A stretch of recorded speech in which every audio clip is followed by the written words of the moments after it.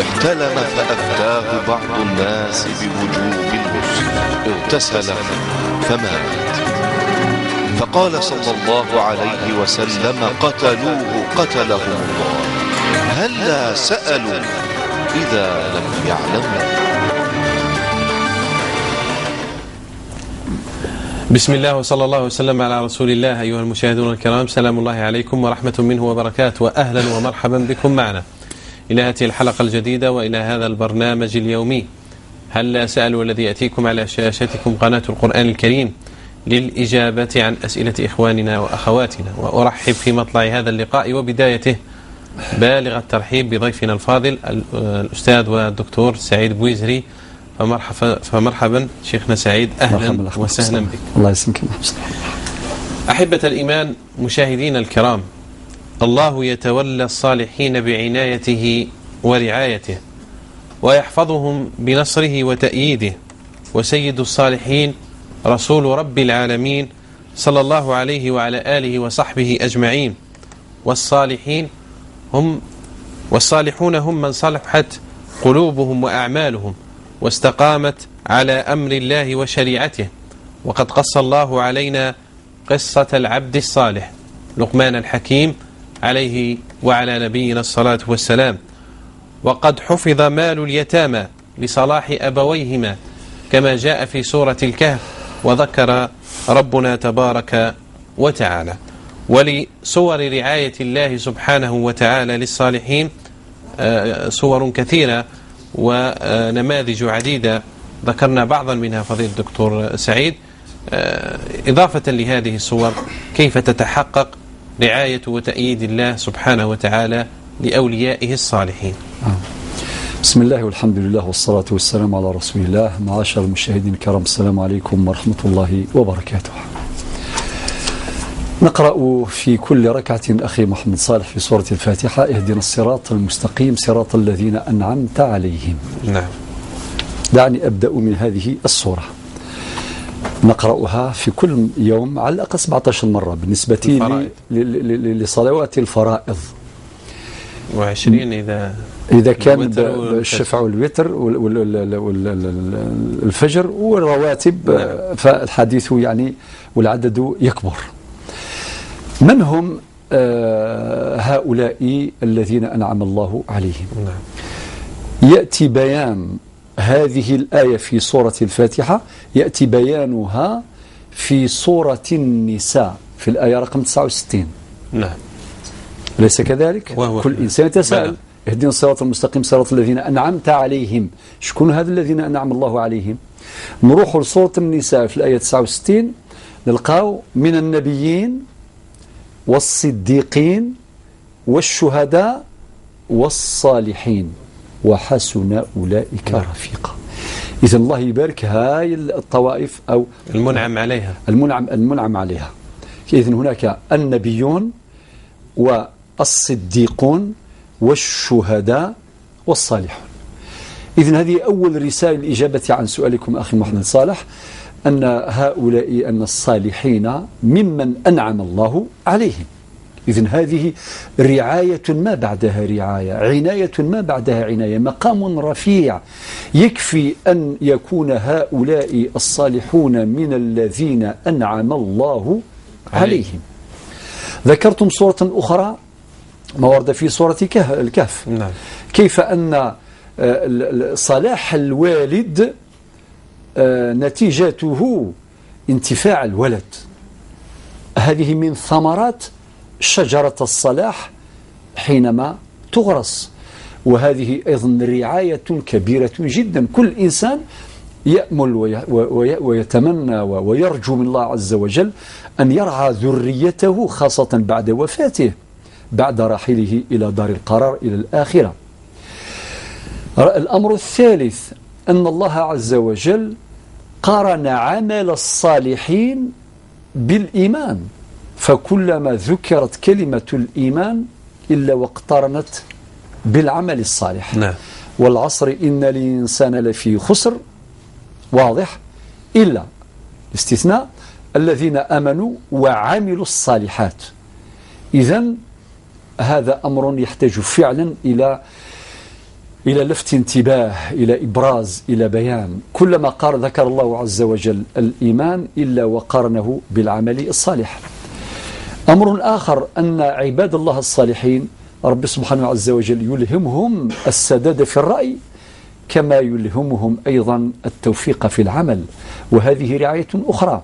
إذن الله عز وجل خلق الخلق واختار منهم الصالحين، وهؤلاء الصالحون باستقراء نصوص القرآن وباستقراء سنن النبي صلى الله عليه وسلم السنة النبوية نجد بيقين أن الله عز وجل تولى أولئك الصالحين وأنعم عليهم بالسداد في الرأي والتوفيق في العمل.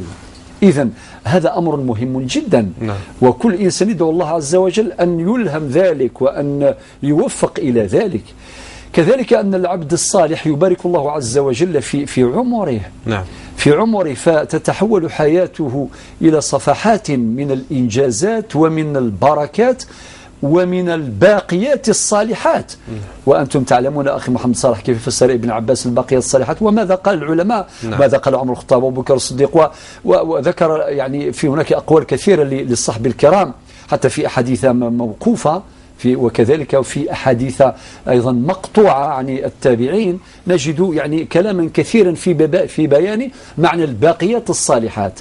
ويكفي أن نعلم ذلك أن الله عز وجل أنعم على أولئك الصالحين بالباقيات الصالحات، وحول حياتهم إلى إنجازات وإلى بركات وإلى صفحات من الأعمال الصالحة.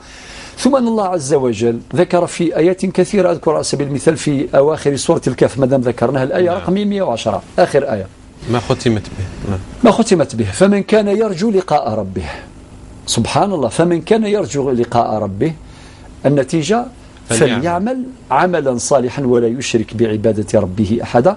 وأختم هذا الكلام بما قاله الشافعي، ينسب إلى الإمام الشافعي. والإمام الشافعي بالمناسبة معي تعطيني فرصة نقول شوية هذا الكلام، يعني إذا كانت تسمح لنا السي محمد صالح أنت الله يبارك رائدنا في هذا الفضاء، في كل مرة نحاول نقدم تراجم عن علمائنا. مثلا ذكروا الحافظ، كي نقول الحافظ ابن حجر، يعني ممكن ما يفهم ما معنى الحافظ، لا يفهمها. نقول مثلا الحاكم، لا يفهم ما معنى كلمة الحاكم. من هي الدرجة العليا، الحاكم أو درك الآن درجة المعاصر يعرفوها الناس. تقول سيزيام، تقول بوام، يعرفوها، ولكن للأسف نعرف هذه وننسى ذلك المخزون وذلك تلك الكنوز. بالمناسبة محمد صالح أنت مهتم بهذه النوادر كثيرا، وتذكر أسماء لأعلام، لعلماء أعلام، والكثير من الناس لا يعرفها. كي نقول مثلا إمام الحرمين، يعني ممكن يقول إمام الحرمين، ممكن يتصور أنه أذكر معا بارك الله فيك وراء الجويني، يعني اللي راه يصلي في الحرم المكي أو في الحرم المدني أو في الحرمين الشريفين، ولكن هو الإمام الجويني صاحب الورقات في علم الأصول. لذلك يعني نتمنى إن شاء الله في حلقاتنا القادمة في كل مرة نذكر كلمة ترجمة عن عالم العلماء أو شيء من هذا القبيل. معليش بخفة مدام اليوم بدينا به. الإمام الشافعي هذا هو من أئمة الأعلام، كما نقول الإمام مالك إمام دار الهجرة صاحب الموطأ، كما نقول الإمام أحمد بن حنبل صاحب المسند، كما نقول الإمام مثلا أبو حنيفة أيضا الإمام وهو صاحب مذهب معروف، ونقول الإمام الشافعي صاحب مذهب أيضا، وهكذا.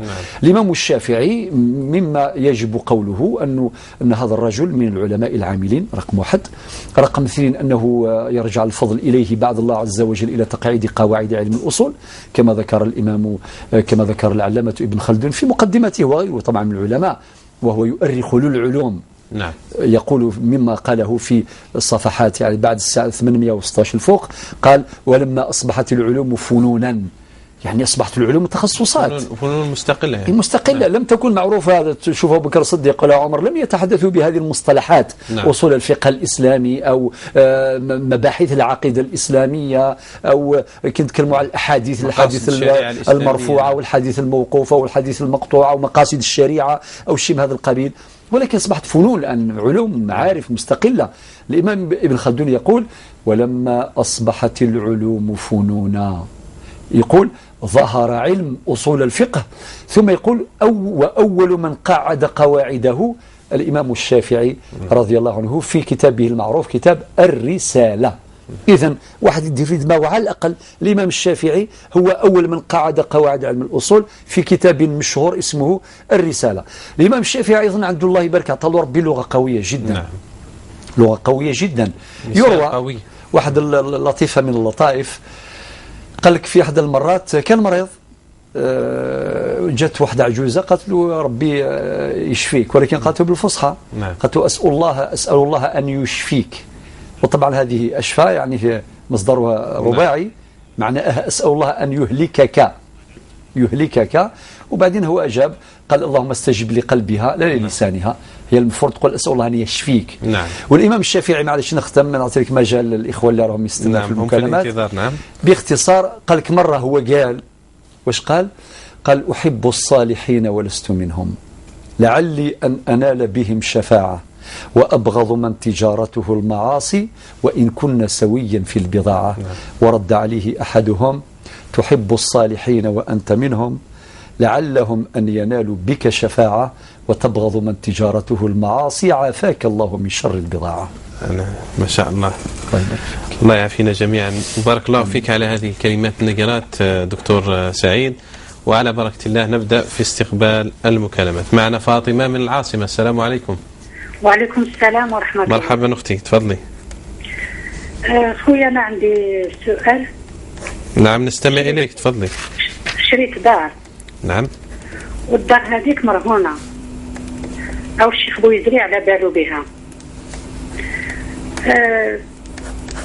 هذيك الدار.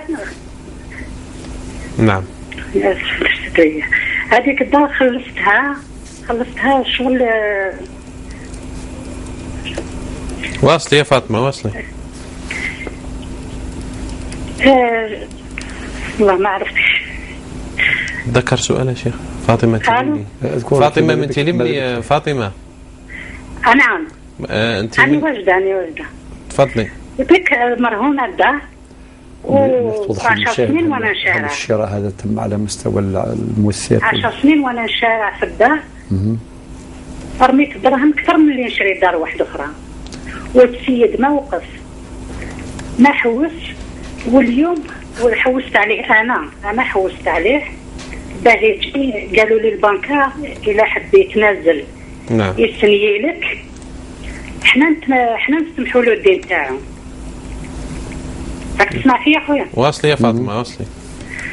نهار اللي رحت ليه عاود طلب لي 150 مليون، قال لي باه نسني لك برك.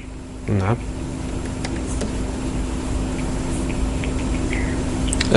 ما عرفتش كيفاه ندير. وانت اعطيتيه هاد 150 مليون اعطيتيها له؟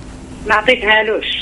نعم. مازلنا في على بالك الصورة. ودوكا هو يتصل بيا ويقول زيدي لي.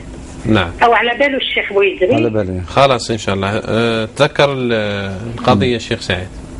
بارك الله فيك يا فاطمة، شكرا. جمال من فرنسا. نعم. اخ جمال. نعم. نشكر جميع الإذاعة.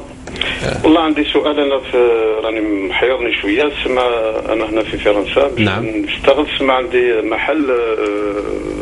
معليش دي فوا على اللغة اسمه. نعم تفضل يا جمال، تفضل. دوك عندي مغازان تاع الإلكتروميناجي. نعم. وأنا نخلص الإيجار على 3 أشهر. نعم. ودرك البيت تاعي سما راح يخلص ماد نوفمبر هذا. وقال لي سما مول المحل قال لي انا عيط لي قال لي انا الحيطان راح نبيع الاخر لي مير.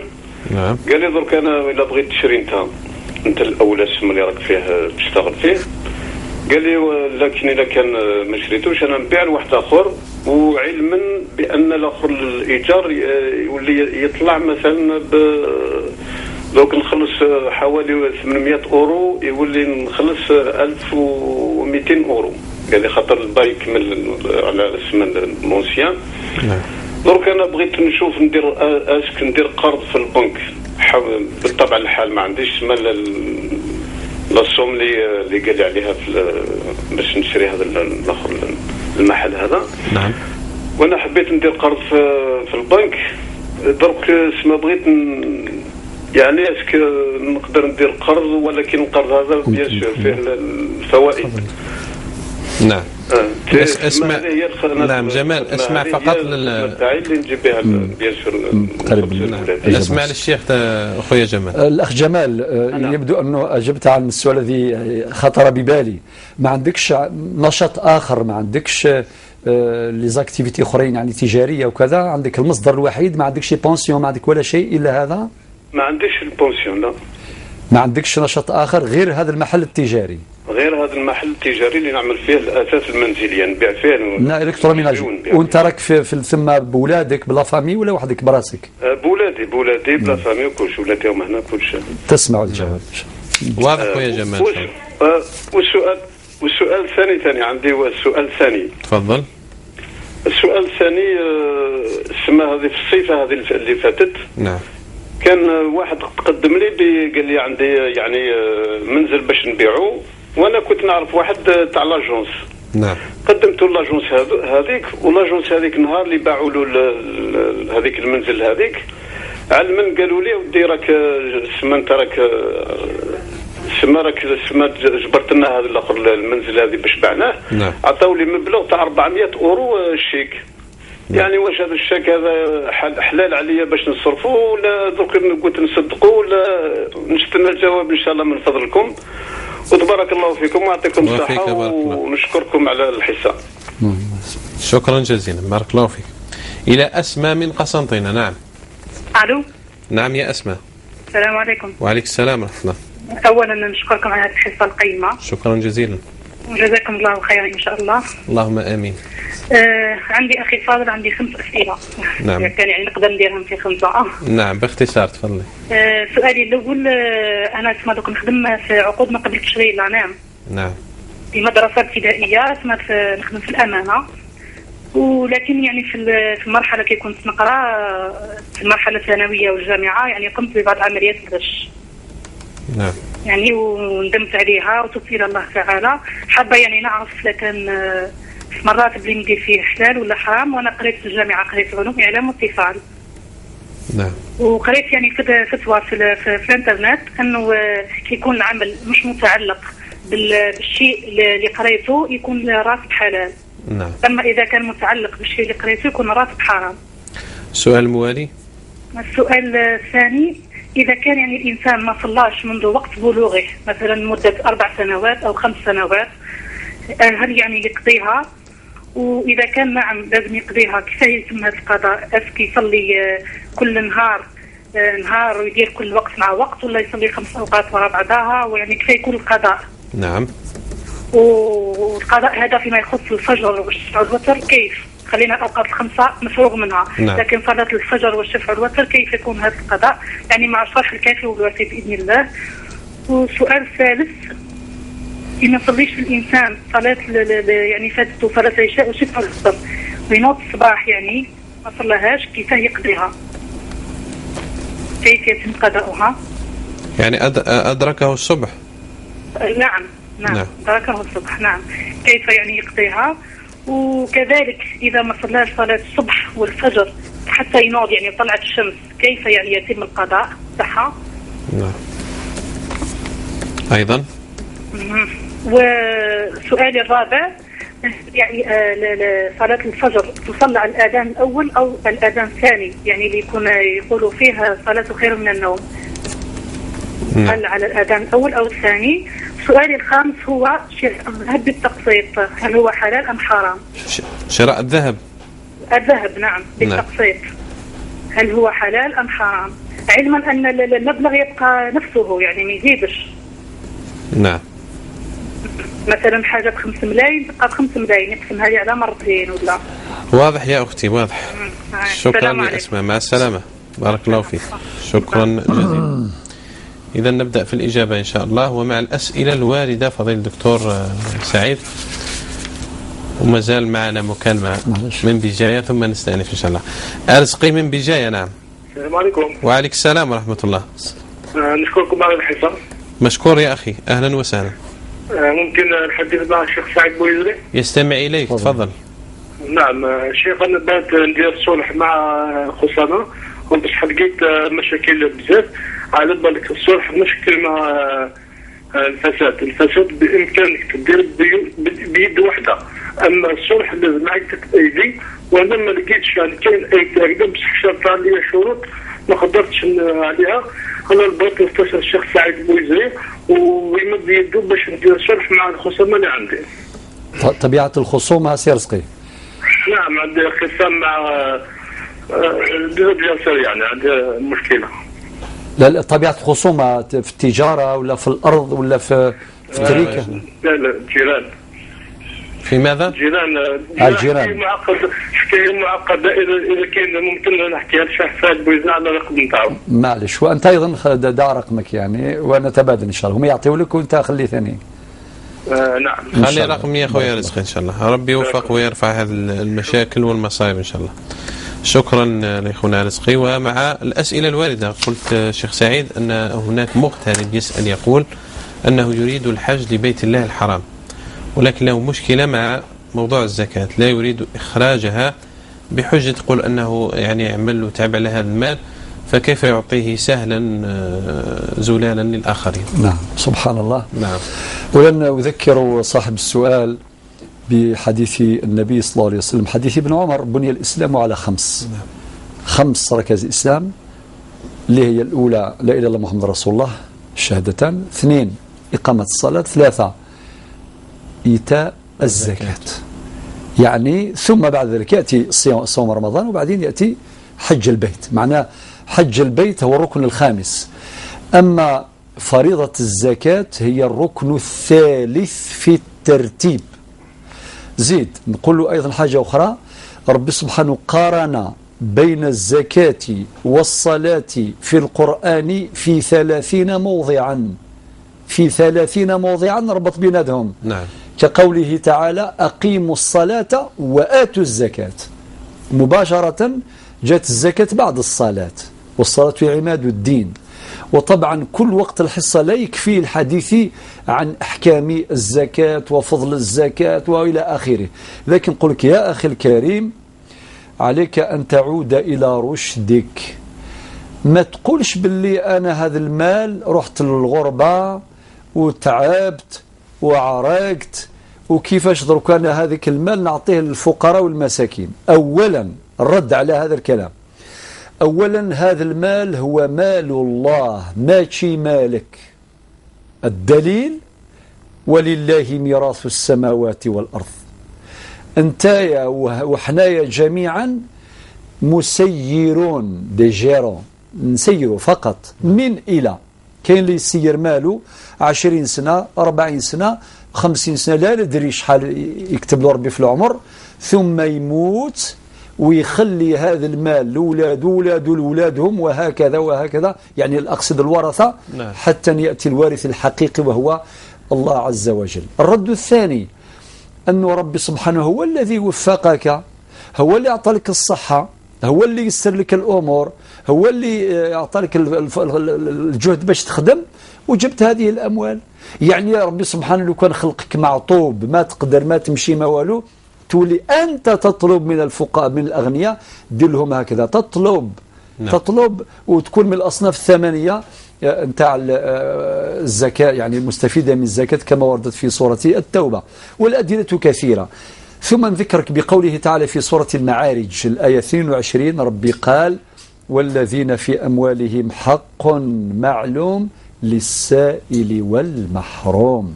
هاو هذاك الحق ربي ماشي حقك، ماشي حقك، هذاك نتاع ربي. ومما نعرفه يا الأخ محمد صالح بكري، الفلاحين ما عندهمش 60 حزب في دماغهم. نعم. ولا عندهم يعرف الموطأ ولا صحيح البخاري ولا مسند الإمام أحمد ولا شيء، يعرفوا شوية في الدين يكفي. كي يروحوا يدرسوا هذاك النعمة القمح والشعير وكذا يخليوها برا، حق ربي يعزلوه، يسموه حق ربي. نعم. هكذا يقولوا، يعني مدوه للفقراء والمساكين، ما يدخلوش حتى لديارهم، حتى يخرج حق ربي، يخرج حق ربي. إذن نشوف هذا الورع، هذا الصلاح، ما دام اليوم تحدثنا في الموضوع الافتتاحي عن الصلاح. إذن نقول اتق الله عز وجل، ثم كي تقدم الزكاة خرج زكاة وعن الديون اللي عندك، لأنه ماشي زكاة واحدة، تحتاج إلى أنك تريح مع الإمام ولا مع المفتي مباشرة باش يحسب لك، يقول لك كاع لأن ذمتك مشغولة بهذا الدين، الزكاة مفروضة عليك، هي عندها أوعيتها معروفة في الشريعة الإسلامية، وتظل ذمتك مشغولة بدين الزكاة حتى يقضى عنك. لذلك حتى التاركة نتاعك، لو كان هذا الإنسان معليش نقول لك ربي يعطي لك إن شاء الله طولة العمر والبركة في العمر، وإن شاء الله ربي يسر لك الحج، ولكن بعد أداء فريضة الزكاة. يعني أولادك لازم يصفيوا التركة قبل تقسيمها، طبقا للقاعدة المعروفة: لا تركة إلا بعد سداد الديون. ها أنت مدين. لذلك نقول لك ماشي دماغك يروح للحج وتطير في الطيارة ودير الطواف في الكعبة حول الكعبة والوقوف بعرفات وكذا إلى آخره، رحت للركن الخامس وانت الركن الثالث ما درتوش. ما ينفعش إطلاقا. لا بد عليك، يجب عليك يا أخي الكريم أن تفعل ما سمعت.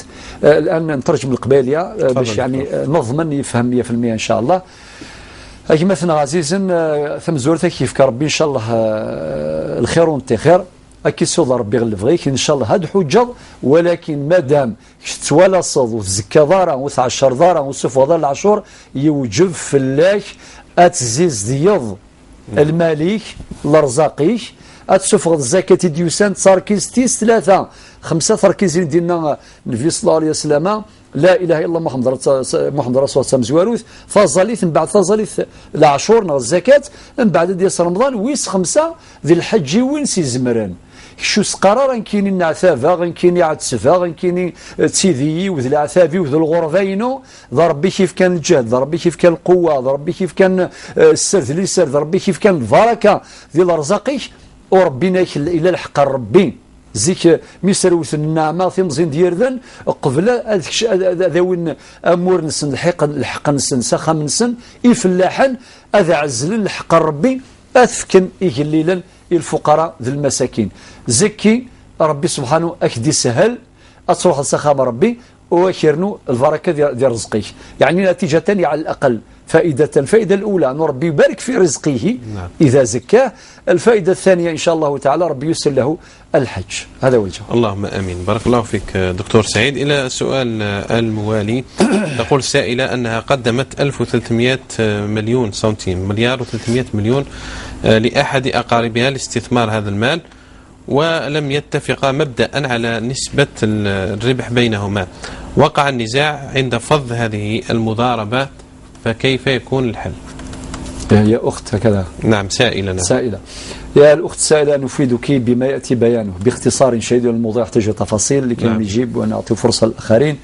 شوفي يا أختي، أولا مادام درتوا عقد المضاربة وكونكم سميتوه مضاربة الله يبارك، لأنه يا ناس اتقوا الله كي تدور العقود لازم تعطيوا لها الأسماء، ما يبقاش هكذا عقد هكذا ما فيه سبهلله. نعم. يقول لك والله ما على بالنا، وكثير من قضايا اخويا محمد صالح النهار اللي يكون نزاع تقول لهم واش درتوا، يقول لك ما على بالناش هكذا، والله ما تفاهمناش ما تفاهمناش. خوا ثقه. يدخل كاع هذه الامور لازم يتفاهموا، لازم كل شيء يكون واضح.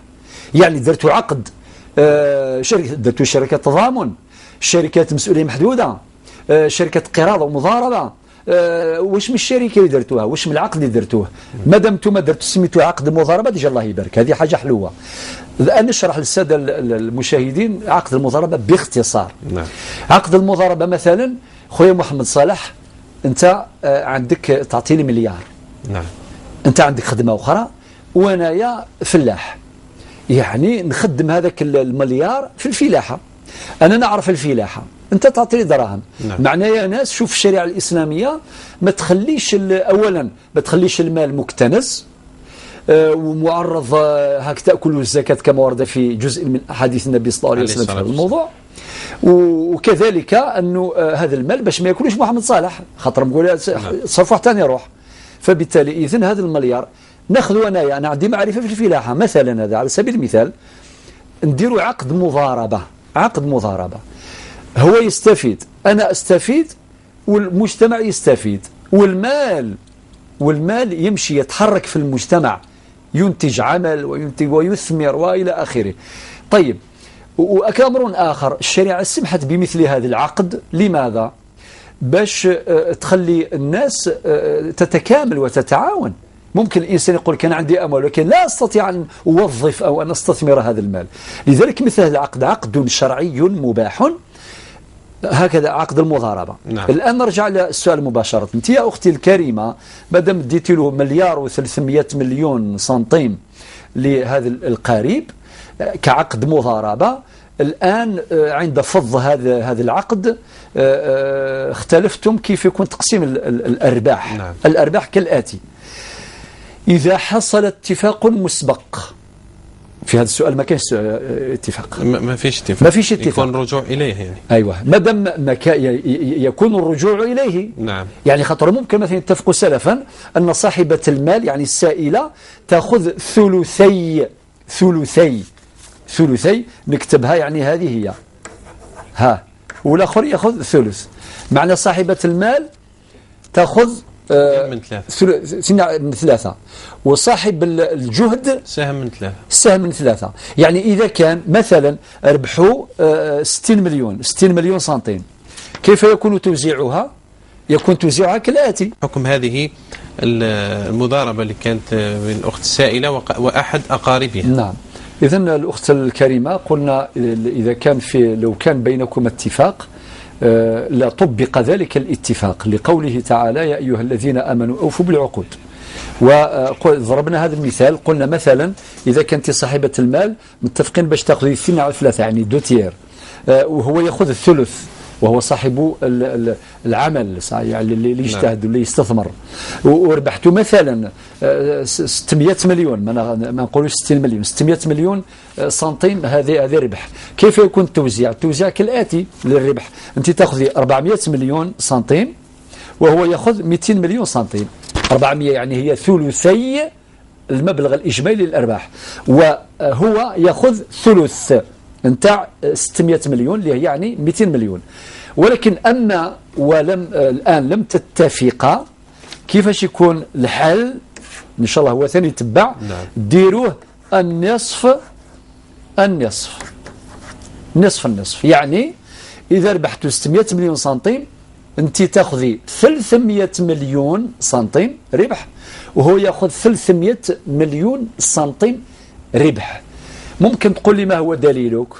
الحقيقة موجودة أدلة، حتى القانون تاعنا أكد على هذه القاعدة: إذا غاب الاتفاق المسبق بين العاقدين أثناء إبرام العقد، نعم. عقد المضاربة، فإن الشرع والعدل يقتضيان قسمة الأرباح مناصفة بين صاحب المال وصاحب العمل، والله أعلى وأعلم. هذا في الربح. إذا كانت الخسارة بارك الله فيك، إذا كانت الخسارة نعم. مثلا تمديتوا 1,300,000,000 يعني الربح الناس دائما تتفق. نعم. تأخذ مكتب الله. هذا سؤال محمد صلاح ونجيبك على الهواء مباشرة. نعم. افتراض وارد. الجواب كالآتي: لا يلزم ذلك الشخص باسترداد نصف رأس المال. لماذا؟ أنت ضيعت رأس مالك وهو ضيع جهده ووقته، وهذا هو العدل، ولا يلزم بالتسديد بلا مسوغ شرعي. نعم. باختصار، والوقت لا يسمح للتفصيل. بارك الله فيك دكتور. نسمع إلى مكالمة نور الهدى من بجاية. السلام عليكم نور الهدى، تفضلي. نور الهدى أنت على المباشر، تفضلي بسؤالك. نعم نور الهدى. نعم تفضلي. نعم رجاء نور الهدى إذا تسمعين تفضلي بالسؤال. إذن ريثما تكون جاهزة وتسمعنا جيدا نستقبل السؤال. شيخنا سعيد مع فاطمة من العاصمة ومسألة هذه الدار المرهونة. نعم. نعم. الوقت فاطمة طبعا أعرف قصتها. أولا المفروض شوف كي يتكلم قبل على العقود لازم تكون صافية. نعم.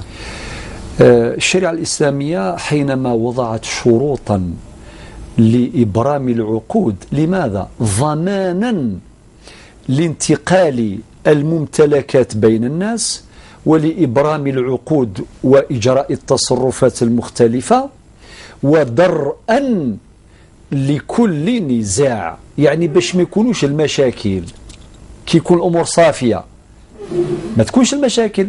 علاش دوكم يتداول بين الناس يقول لك حبيت نشري دار صافية نعم. عندها كواغط صافيين، حبيت نشري قطعة أرض صافية. أما واحد يشري قطعة أرض مثلا نتاع الورثة مازال ما قسموهاش راهم في الانديفيزيون على الشيوع، نعم. يعني واحد يشريها وبعدين يجي الآخر الورثة يقول واش جابك لهنا؟ يقول شريت من فلان، يقول هذا خويا هذا عنده جزء من هذه الأرض فقط، وكيفاش انت تحتلنا تستعمرنا وتصرى مشاكل والداخل طايح اكثر من نايض وهكذا. لذلك الاخت فاطمه للاسف ذلك الشخص ان شاء الله ربي يهديه ويهدينا جميعا باع لك دار هي مرهونه، لم يكن صريحا معك. دار المرهونه معنا ماهيش في يده، لا يستطيع ان يتصرف فيها مادام مرهونه للبنك، لا يملكها ملكا تاما. نعم هو مدين واعرف القصه جيدا، هو مدين والدار نتاعو مرهونه. كيفاش يبيع الدار اللي ما يقدرش يتصرف فيها لانها راهي مقيده برهن ولا يمكن ان تكون. يعني في سؤال نور الهدى تتصل، معلش نسمع سؤالها ثم نكمل الإجابة. نور الهدى تفضلي. الو السلام عليكم. وعليكم السلام ورحمة الله. السلام مرحبا. نشكركم جزيل الشكر على هذا الحساب، بارك الله فيكم، جزاك الله خيرا. الله يبارك فيك. من فضلك عندي سؤال فيما يخص الإرث. عندنا حنايا طراب في البلاد، وهذا الطراب مكتوب على جدي وعلى خو جدي. نعم. فهمني؟ نعم. ومن بعد حنايا جدي ربي يرحمه خلى بابا، وهذاك وخو جدي خلى ثاني عمي ربي يرحمه. ومن بعد هذا الطراب حنايا مقسوم الى 9 قطع. ومن بعد هذو 9 قطع 5 انا كاتبينهم بليك شركه، و5 عمي ربي يرحمه غر الشيطان وكتبهم غير على باباه.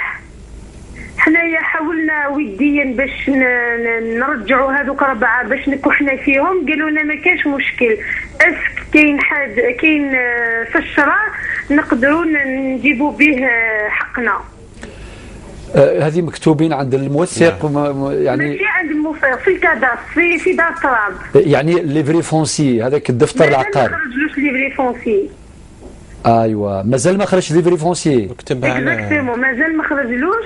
وسمح لي كي حنا رحنا لدار الطراب واش قالوا لنا كي يخرج ليفري فونسي يجي هذا ولد عمك يتنازل لك، وراك تعرف الدنيا هذه ما فيهاش الامان. كيما يقول لك اسك نقدروا شرعا نرجعوا هذا الطراب ولا؟ باسكو حنا ما على بالناش، ديجا حنا بابا ربي يرحمه خلانا في 7 بنات. امي كانت تخدم غير علينا، ما كانش لاتين بهذه الامور تاع الارض. وعمي الله يغفر له بروفيت هذه لوكازيون وكتب هذو 4 على اسم باباه. اسم باباه اللي هو جده، اللي هو خو جدي. نعم. وهو الارض كومبليت تاع جدي وخوه. نعم واضح. نور الهدى تبقى على الخط الداخلي لأنه فضيلة الأستاذ يتواصل معك بعد الحصة إن شاء الله. إن شاء الله. بارك الله فيك الشيخ، وما تنسوناش بالدعاء سورتو الأخواتي باسكو ما عندهمش تاري، ادعوا لهم بالبزاف ربي يرزقهم إن شاء الله. آمين يا رب العالمين إن شاء الله يا رب. بارك الله فيك. سلام عليكم. مع السلامة. شكرا. نعم نعود إلى موضوع الدار المرهونة مع قصة فاطمة. نعم. من العاصمة. نعم. إذا الأخت فاطمة اشترت دار مرهونة، هي أصل مرهونة. للأسف هو لم يكن صريحا ولم يقدم يعني كل المعطيات الدقيقة عن الموضوع بعد ما شرتها. هي ما تعرفش الإنسان، هي سألت عليه. إيه ولكن بعد ذلك إيه يعني قدمت المبلغ كاملا. نعم. يعني ما شرتش هذه الدار رخيصة، شرتها بمبلغ نعم مبلغ كبير. وأكثر من ذلك الآن بعد ما رحت البنك وكذا إلى آخره، وفعلا هذه المعاملة صحيحة وأعلمها جيدا. البنك يعني أراد أن يساعدهم، يقدم هذه المساعدة، يأتي يتنازل يعني، وحنا نقدم له إعفاء. طبعا هناك أمور يدفعها بالمناسبة، ما هوش غير هكذا إعفاء مجاني يعني مجاملة يعني. هذا الأمر على كل حال الأخت فاطمة إن شاء الله نتواصل معها إن شاء الله بعد الحصة أو غدا، وفضل غدا لأن اليوم عندي مكالمات كثيرة بعد الحصة. طلب مني، شوف يعني سبحان الله، باش تعطي له 150 مليون سنتيم زيادة.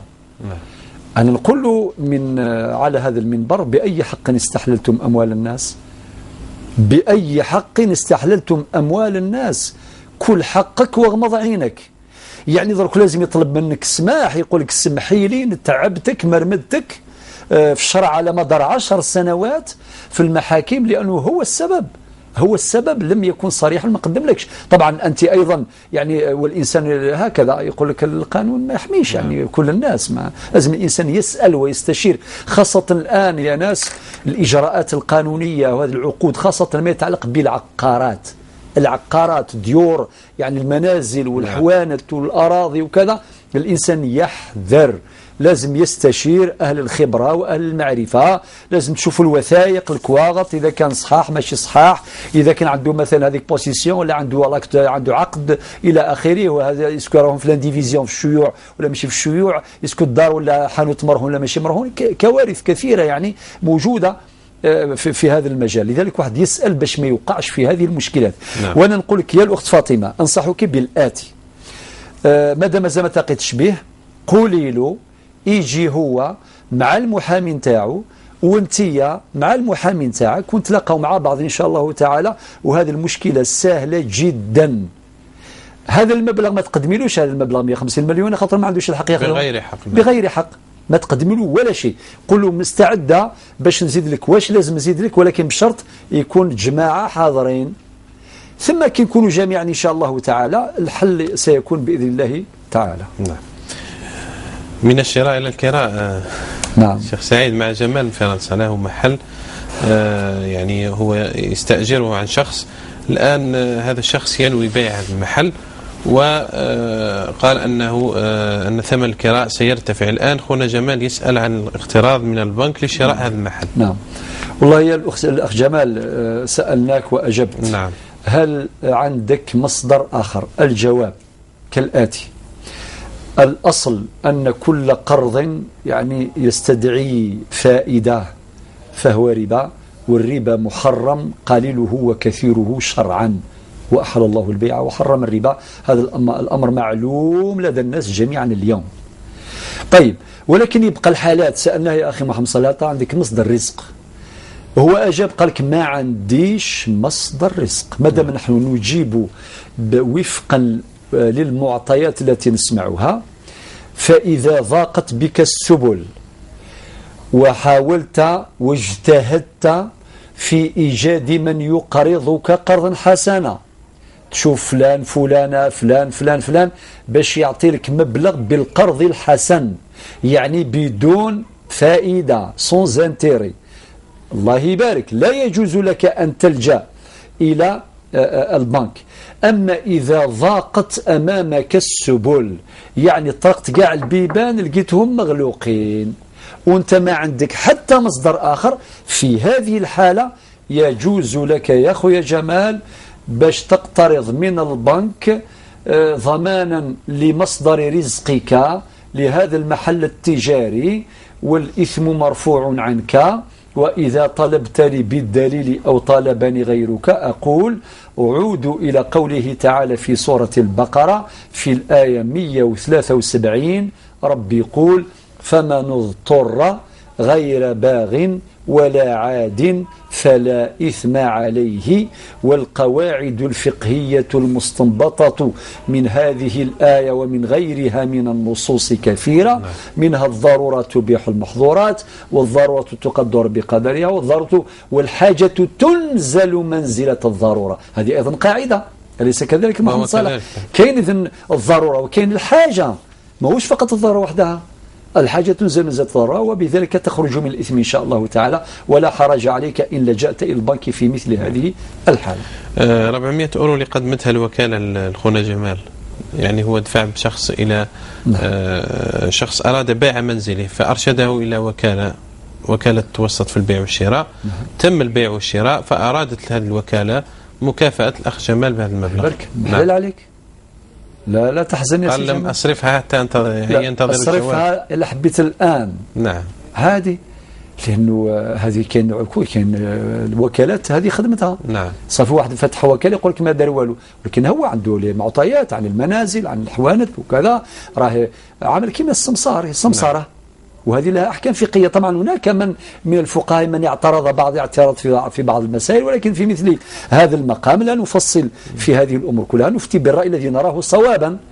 إذن أنت قدمت جهد، قدمت معلومة. لو كان حل لك في العمق يا سي جمال، الناس كامل تأخذ أموال على المعلومات. نعم. وطبيب كي يكتب لك ورقة فيها باراسيتامول كذا كذا كذا، باع لك معلومة. نعم. يقول لك كشف كذا وكذا. ولا انجينيور اللي يرفد قلم ويخطط لك في الكاغط في الورقة كيف. والمحامي اللي يحكم الفن تاعك ويروح يهدر قدام القاضي، والقاضي اللي راه يهدر يقول لك حامتك المحكمة، والناس كامل. يعني المهم هناك جهد مبذول في التقدير، لازم يكون تقدير مناسب، يعني المبلغ المستحق يكون مناسبا للجهد المبذول، والله أعلى وأعلم. بارك الله فيك. أسماء من قسنطينة، صاحبة 5 أسئلة. نعم. أسماء ذات النطاقين رضي الله عنها وأرضاها. نعم رضي الله عنها. نعم. أسماء بنت أبي بكر. نعم بنت أبي بكر الصديق رضي الله عنها وعن أبيها. الأسماء يعني الناس تسمي بكثير. اسمه أسماء، اسمه علي، الحسن، الحسين. نعم. محمد الصالح، محمد مزيان، محمد القرآن، محمد دائما موجود. نعم. في هذا الحلوة يعني في الجزائر أسماء كثيرة تعبر عن يعني تطبيق لطيف لمقاصد ولمقتضيات أهل السنة والجماعة، والحمد لله نفرح كثيرا. نعم. نفرح كثيرا إن شاء الله. والإشارة لمن تهمه يعني إن شاء الله. إن شاء الله. بالنسبة له، هي قالت قمت بغش يعني في اختبارات وفي امتحانات في سنوات دراستها، الآن هي تعمل بهذه الشهادة. الله أكبر. الله يرى سبحان الله. يعني الإيمان من ثمرته هذا السؤال.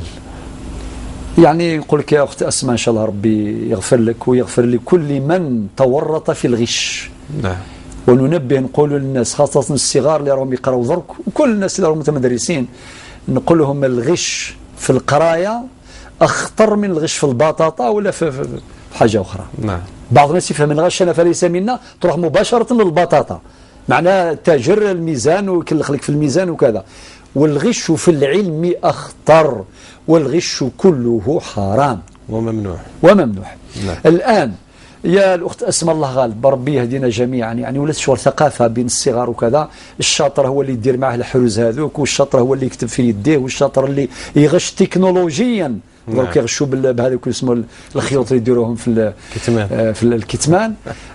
للأسف الشديد. نعم. درك أنت يا أختي الكريمة مادام تبتي وكونك سألتي، والندم توبة، الندم توبة إن شاء الله. التائب من الذنب كمن لا ذنب له.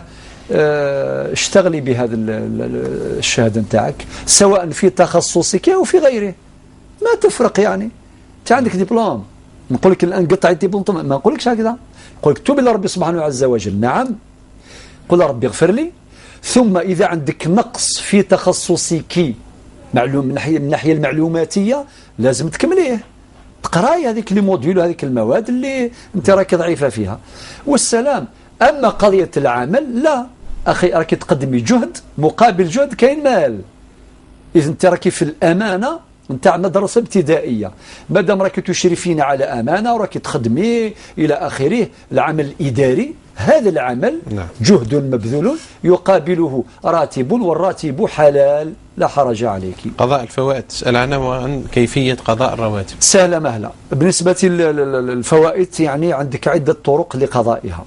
الطريقة الأولى كل صلاة تصلي صلاة أخرى. مثلا صليت اليوم صلاة الصبح يعني الفريضة أو الفجر الفريضة، وبعدين تصلي الفجر اللي فاتت قضاء، واحدة أداء نتاع اليوم والأخرى قضاء. تصلي الظهر نتاع اليوم كيف العصر المغرب العشاء. يعني في النهاية كل يوم راك قضيتي نهار، هذه طريقة.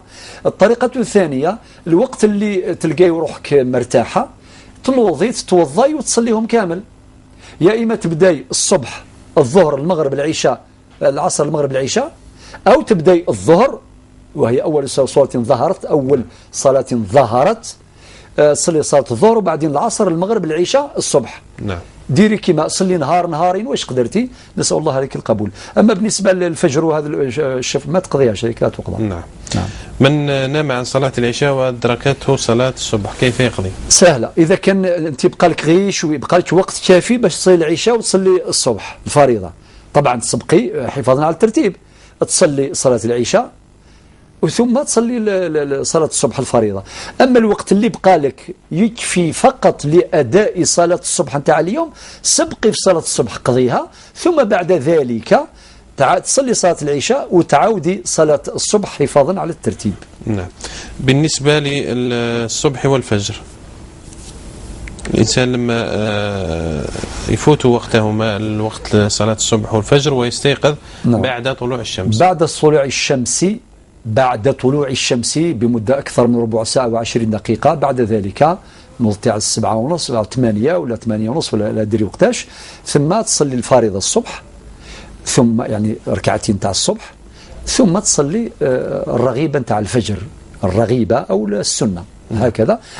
هذا هو الذي نفتي به. ولكن إذا كان أخطأت أو نسيت سبقتي بالفجر بالرغيبة ثم صليتي الفريضة فلا شيء عليك، صحيح يعني. رغيبة الفجر تكون في النداء الأول أو الثاني؟ في النداء الثاني. كي تسمعي الصلاة خير من النوم، كي تسمعي الصلاة خير من النوم، طبعا من السنة أنك ترددي مع المؤذن كي يكمل الأذان مباشرة تصلي الرغيبة نتاعك، يعني ركعتي الفجر اللي نسموها احنا رغيبة الفجر. بعد ذلك إذا استنيتي مدة 7 دقائق ولا 10 دقائق الله يبارك، وإلا تصلي مباشرة بعد ذلك الفريضة، نسأل الله القبول. شراء الذهب بالتقسيم. رأيان فقهيان، رأي يقول بعدم الجواز لأدلة. شحال بقى الوقت محمد صالح؟ دقيقتين. يا رب استر ما بقاش مالا. خلاص هذا السؤال الأخير. رأي يقول بعدم الجواز. نعم. لأنه هذه الحديث النبي صلى الله عليه وسلم الذهب بالذهب والفضة بالفضة وإذا اختلفت أصناف فبيعوا كيف شئتم إذا كانت يدا بيد، يعني اللي جابوا هذا الحديث وغيره من الأدلة قال لك لازم استدلوا بها على المنع بالمنع يعني. نعم. ولكن هناك رأي آخر يقول بجواز البيع بالتقسيط. لذلك واش نقولوا للناس؟ نقول إذا كان واحد عنده مال يكون أفضل تقابل ثمثم، يعني شريتي بارين تاع ذهب ب 15 مليون، دفع 15 مليون واستلمي الطقم نتاعك. إلا ما قدرتيش خلاص يجوز لك الشراء بالتقسيط. وربي يغنيه من فضله إن شاء الله. أرزقنا نتلاقاو إن شاء الله. نعم، ونور الهدى كذلك. نعم. شكرا دكتور سعيد، شكرا لكم مشاهدينا الكرام. إلى الغد نلقاكم بحول من المولى وقوته. سلام الله على الجميع ورحمة منه وبركاته.